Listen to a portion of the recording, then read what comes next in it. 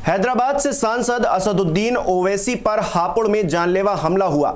इस हमले में वो तो बाल बाल बच गए, लेकिन जो आरोपी थे उन्हें पकड़ लिया गया। अब उनसे पूछताछ की जा रही है। अब इस पूछताछ में कई तथ्य निकलकर सामने आए हैं। एक तथ्य यह भी निकलकर सामने आया है कि जिस पिस्टल से यह गोली चलाई गई थी उसकी कारतूस सरकारी है। क्या है माजरा, देखिए।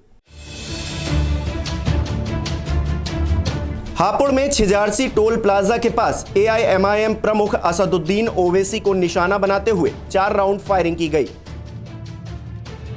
इस घटना में ओवैसी तो बाल बाल बच गए, लेकिन घटना को अंजाम देने वाले दोनों आरोपी सचिन और शुभम को पकड़ लिया गया। अब उनसे पूछताछ की जा रही है और नई नई बातें सामने आ रही हैं। मसलन मुख्य आरोपी सचिन के पास से 9 mm की पिस्टल बरामद हुई है, जो कि प्रतिबंधित है। इस बोर की पिस्टल सिर्फ पुलिस और फोर्स के लिए उपलब्ध रहती है और किसी भी शख्स को 9 mm की पिस्टल का लाइसेंस मिलता ही नहीं है।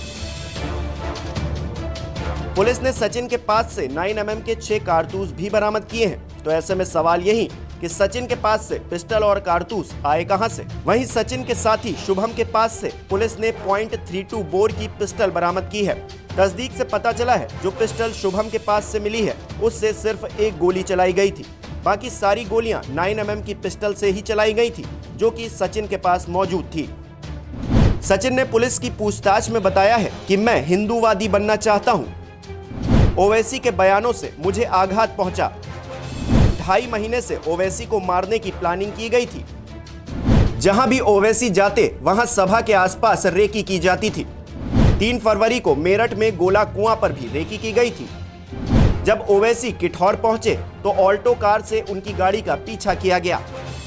हापुड़ में छिजारसी टोल के पास जब ओवैसी की गाड़ी की स्पीड कम हुई तब हमला किया गया। सचिन के मुताबिक जब उसने पहली गोली चलाई तो ओवैसी गाड़ी में नीचे की तरफ गिर गए, तो उन्हें लगा कि वो मर गए, जिसके बाद गाड़ी में नीचे की तरफ भी गोलियां चलाई गईं। वहीं घटना के बाद दोनों आरोपियों ने खुद को पुलिस से घिरता देखकर अलग अलग भागने की कोशिश की और पिस्टल को सड़क किनारे ही फेंक दिया।